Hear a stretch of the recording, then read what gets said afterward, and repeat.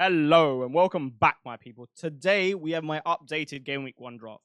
As you will tell when you see the analysis, I really like this team. It's the most confident I've been in any draft up to now.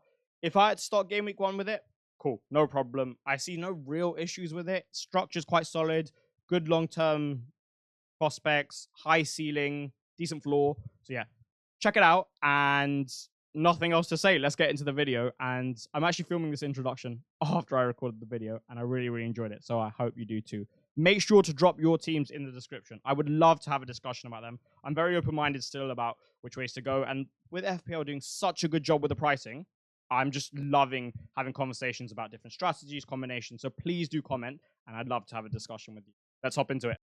If you would like to win at FPL, if you would like to beat your friends and conquer your mini leagues finally, then I strongly recommend that you consider purchasing a Fantasy Football Hub membership.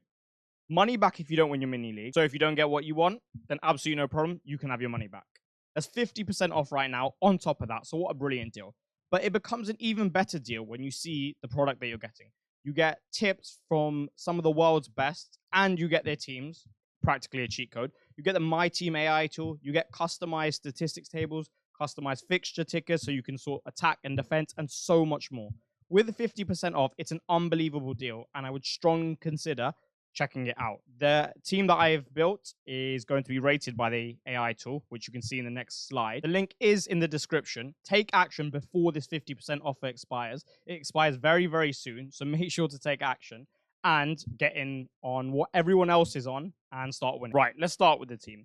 I have Bentley on the bench. In terms of the 4.0 goalkeepers, I'm essentially looking to get one who is the second choice, but not so highly owned that I lose value in him if people choose to wildcard early, or essentially they have to transfer out their second keeper for whatever reason. You know, maybe people start wanting two goalkeepers for whatever reason. You never know what could happen in FPL. So I've got him there, but that is subject to change. I've got Sells, and if it's up to me, I would really like to keep him. Why? I think that Nottingham Forest in the first three have the best set of fixtures. And I'm kind of looking at it between game week 1 to 3 and then 3 and 6, simply because that's when the international breaks fall. What I get with Sells is I do get a high ceiling. Why? Because Forest are going to concede, I would say, a medium volume of shots on target. Now, the thing we need to distinguish between himself and other teams is what type of shots are Forest going to face. Now, Forest in general have quite a robust defense, and especially going away to Forest is quite difficult simply because of how compact their structure is and Nuno being quite defensively minded. But with that in mind, there's not going to be a team which carves them open repeatedly for their home games, of which they have 2 in the first 3. At least I don't think Bournemouth and Wolves are going to. So I already start at a good point. I'm get 2 sides in Bournemouth and Wolves will have a medium volume of shots, and the shots that they generate in general will be mid-level XG shots. So I'm quite comfortable having him for that.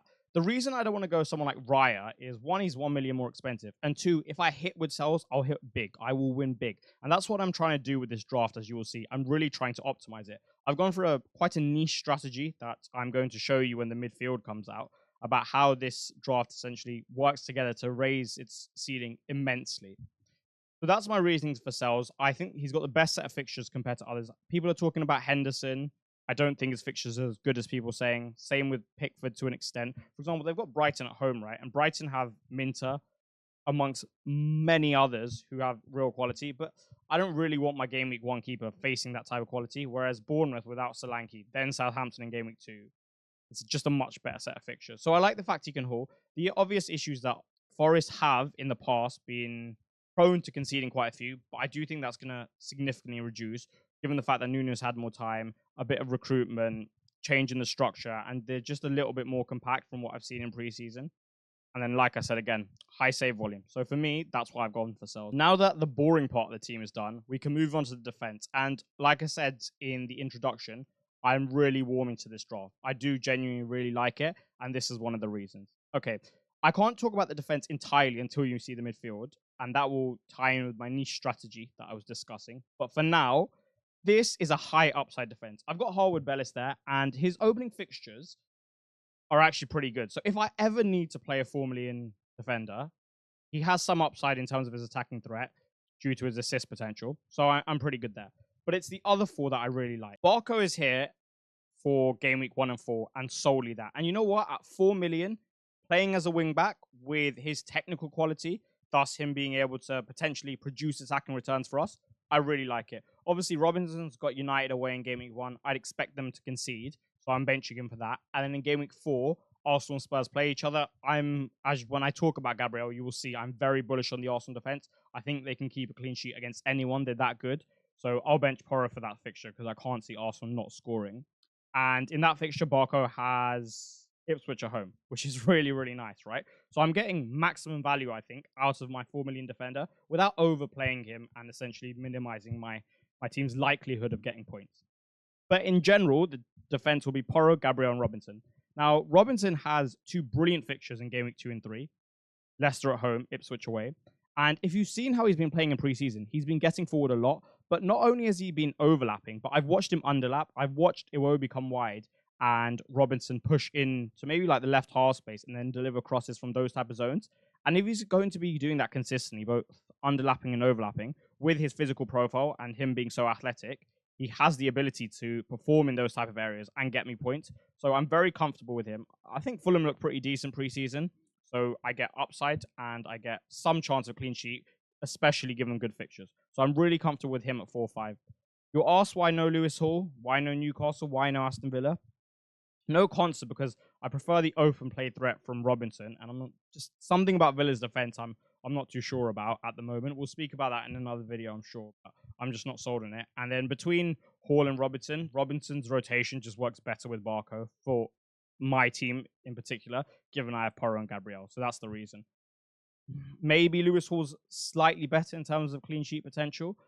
That's fine, but I think I'd rather just play the fixtures. Porro and Gabriel, why? We'll start with Gabriel, absolute lock, going nowhere. He, from set pieces, is the biggest threat in the league, at least from defenders, right? There is no one better. All you need to do is look at the stats. His XG accumulated from set pieces, the amount of goals he scored. He scored another one in preseason yesterday. So much upside to a defender, and one with such a high floor. Now, Wolves at home, Brighton at home in the first 3, pretty good for them. Now, other teams, maybe not so much. For them, pretty good. They have Villa away in game week 2, and obviously Spurs away game week 4, and Man City at home game week 5. So people will be like, I don't think they'll keep clean sheet in any.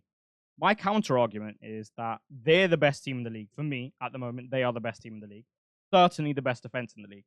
So I'm quite confident going into those 3 fixtures, knowing that I can get at least 1 clean sheet out of them.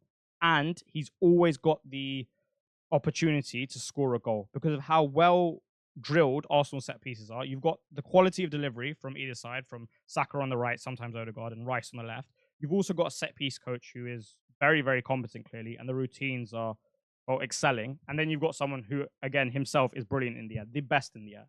So, you know what? Maybe it's not the traditional FPL style of defender where you have a fullback generating assists and goals, but from open play, but from set pieces, he's a massive threat. So he's not going anywhere. And I really like Arsenal, as you'll see with the rest of the team. Porro's here because I'm looking to be aggressive with my team. If you follow me for a while, you know I like to play an aggressive style. And I'm really trying to capitalize on his 2 early fixtures, specifically game week 1. I could sell him, and we'll talk about how selling him helps kind of the team's balance. But for now, he's staying. Now, yes, both Spurs fullbacks are quite attacking. And I could go for Udogie, who's 0.5 cheaper. But Udogie is a different profile entirely to Pedro Porro. Athletically, Udogie is superior. He is a phenomenon. However, he lacks the technical quality that Porro does. Udogie is very much a ball carrier in the sense that he'll get you to the final third. But from there, the lack of technical quality relative to his teammates and opposition doesn't allow him to leverage his ability to get into those zones, right? He often has to find a pass, and it's not as crisp. Whereas Porro in those zones, when he gets into them, even if he does at a lower frequency, I feel far more confident that he can perform from there. If you just look at the goal he scored in preseason, magnificent. Set pieces, and he just has more avenues to points for me. And against the Leicester side, who have some injuries, don't look great in preseason, I think there's a lot of upside there. I'm more than happy to play him at home against Everton game week 2, of course. But I'm also happy to play him in game week 3 and then 5 and 6. Because, yeah, sure, he's got Newcastle away. But with this type of attacking threat, I'm comfortable. Also in a previous video, we spoke about how Porro, Gabriel, Guardiola, Trent, the premium defenders, now have such a big gap between themselves and, I guess, the 4.5s due to the fact that bonus structure has changed. So with that in mind, having 2 premium defenders isn't really negotiable. Now, here is where I will discuss my slightly niche strategy. This is really me trying to gain a little edge, understood, but an edge nonetheless. If I'm confident in Arsenal's defense, then having an Arsenal midfielder with very good expected minutes makes sense because I essentially start at 3 points as opposed to 2, because you get 1 extra point for being a midfielder and getting a clean sheet. Slightly niche, I know, but if I'm going to back the defenses, then I may as well do it properly and at least get midfield assets from their team. You'll notice that I have triple Arsenal, and I guess you can figure out now that that's Havertz. I was considering Bruno, but I'm not particularly bullish on United's defense. And given I am on Arsenal, I'd rather take that 1 point increase. I know it doesn't sound like a lot, but if someone by the end of the season outscores someone by 40 points, you'll say that's a lot. It's literally 1 point a week. So I'm taking that little bit of an edge, which I think is a little bit of an edge, and applying that to my team. So let's talk about the players. I've got Son, and he hasn't been in a lot of drafts for most people. For me, I am not selling this guy. I could get Solanke, but I'm not sure if he plays 90 in Game Week 1, maybe like 70, 80. Richarlison's there, new signing, etc., etc. Right? I've seen Postecoglou's comments, but I still want to see the exact minutes that you can expect him to get with competition in the side. Don't get me wrong, I think Solanke's going to do really well. But for now, especially because I still think Son's going to keep penalties, I would rather have the South Korean. He has a great record against Leicester. He's looked sharp in preseason. I think 2 years ago when he was injured, that had a huge effect on him. Obviously, last year, he started to work off that injury and he profited immensely from that. And now he's had a full preseason's rest again. I think this is where we'll see Son be the best for maybe 3 years. So I'm quite confident with him. They don't really have too many players with mass experience and of age, whereas Son is. So given he's the captain, I can't imagine he's hooked particularly often. Again, if I want to go to maybe a Manchester City asset in Game Week 2 to really attack the Ipswich fixture, I can easily pivot and take some money out of Son, which is lovely. But having him at home for Everton is wonderful. Having him away at Newcastle, again, is wonderful. They're going to press high. It'll be quite an intense basketball type of game at times. A lot of transitions. He can certainly profit, so I really like that. We spoke about, obviously, having Odegaard at 3 points. Now, the main toss-up for me is him on Saka, and therefore, to get the money, I'd have to downgrade Porro. Saka is a truly brilliant footballer. I was watching the Arsenal highlights last night, and you may have seen a tweet of mine that the influence each of his actions has compared to other players is phenomenal, right? Odegaard doesn't have that to the same extent, and especially in terms of goal scoring, when I see Saka pick up the ball and what he attempts to do, I feel far more confident in Saka being a bit more direct and scoring goals. Odegaard, what he has over him is that he's constantly in those central zones.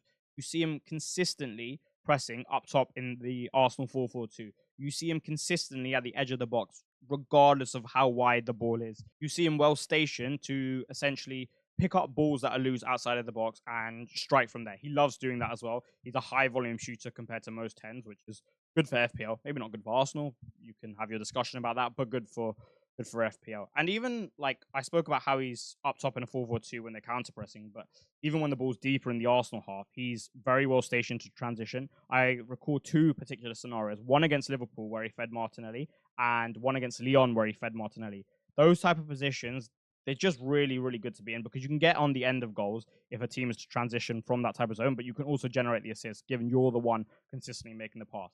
So for me, Odegaard and Saka both really good assets. I'd prefer Saka if I can get there, but Odegaard certainly has his strengths. And for now, I'm quite comfortable. I like the Wolves fixture, low block. We'll have a lot of the ball. I'd prefer if Havertz is at 9 for Odegaard. I think it unlocks him a bit more. He doesn't have to come as deep, but Havertz will almost certainly be at 9 against Villa. So I don't mind rolling the dice in those first 3 games, knowing that I'm going to get Odegaard to play higher up at least once. And I can always sell him. Like, he's quite expensive.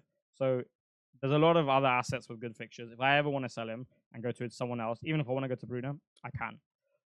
The reason, by the way, I've selected him over Bruno is I prefer his 1 to 3. And then I prefer Bruno 4 and 5, but I can always make that move. I'm not taking the strategy of just constantly rolling transfers and looking to wildcard early. I'm happy to hold a wildcard till later and be aggressive in the short term with transfers. That's just my strategy. And we can definitely talk about that in another. Now, I have 2 6.5s here. Again, if I were to get Saka, I would have to downgrade one of these to 5.5s. The ones I would look at are Smith Rowe and Minter. The reason I haven't gone Minter, maybe just because of the expected minutes combined with the fixtures. I'm quite confident he's going to do well, and I'm close to getting there. I'm actually quite close to getting rid of Nkunku. I have at times.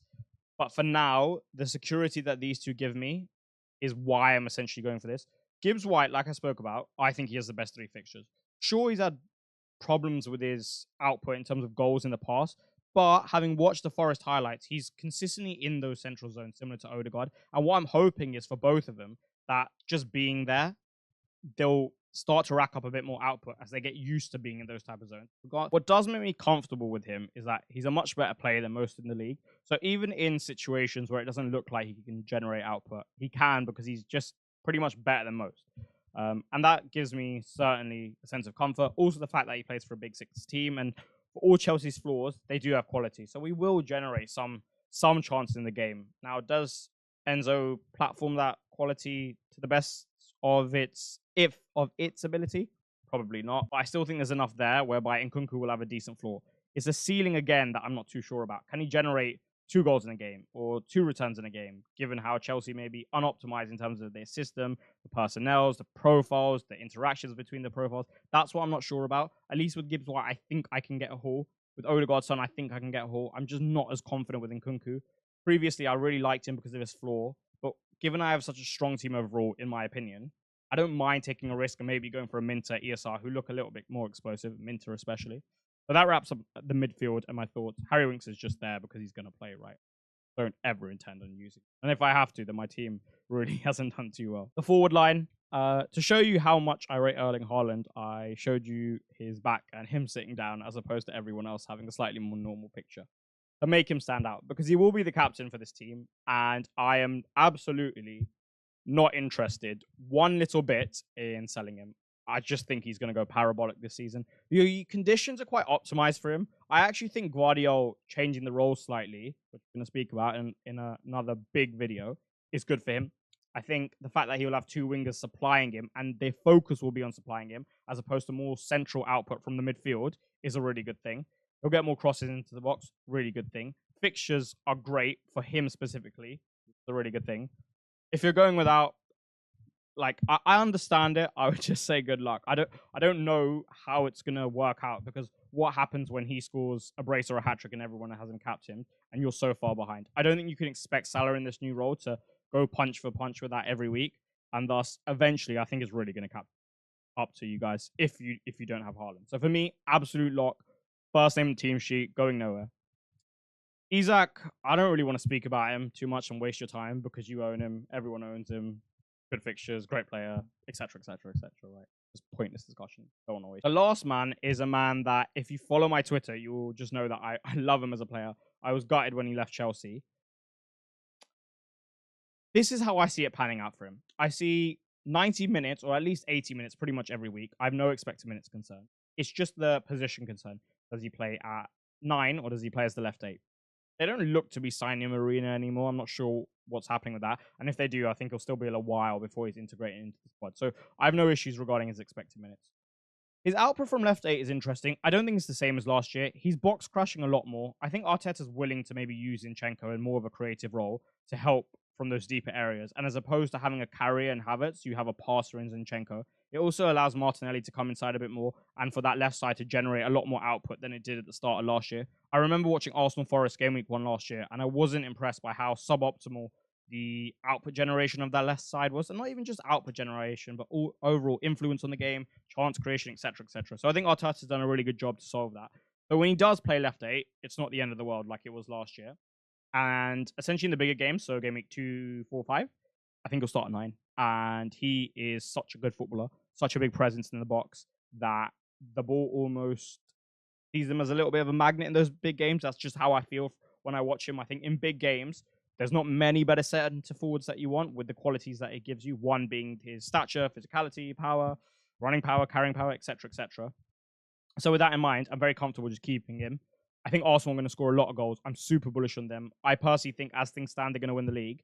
And thus, I don't know why I wouldn't have triple attack when the first 3 fixtures in particular are quite good. Spurs away is a good fixture for your attack as well. So I think Arsenal score 2, 3 goals every game. And Plus, having Havertz and Odegaard is nice. One reason I like having these two specifically is I cover that central zone. When Havertz plays at 9, these two are the ones pressing that 4-4-2. So every time they turn over the ball, these are going to be the guys who are stationed in the closest proximity to goal. And even if not, they're still playing centrally and they're still getting to the box far more than other eights do in other teams. So I'm very, very comfortable with that. And that is the draft with a 91% rating. That's one of the higher ratings I've had this year, and I like it. Guys, again, money back if you don't win your mini league. 50% currently off, which expires very, very soon. I'm pretty sure it expires by game week 1. You've only got a few days. The link, build your team, see what you like, and, build your team. You don't even have to buy it, but at least see what your rating is. Have a play around with it. Maybe it'll give you some new ideas. It certainly did for me. That's where I started to incorporate models. It's been very useful in that sense. But yeah, definitely check it out. I mean, just reading a Ben Crellin team reveal is always going to help you. You'll definitely learn something. And that's one reason I love the hub. You can learn so much. That is all for today's video. I really enjoyed running through my draft. As you can see, I'm quite confident and passionate about it. I do really, really like it at the moment. So, like I said, drop your drafts in the comments and make sure to subscribe. Make sure to subscribe. Content coming every day now for the rest of preseason. And I shall see you tomorrow. Have a lovely day. Goodbye.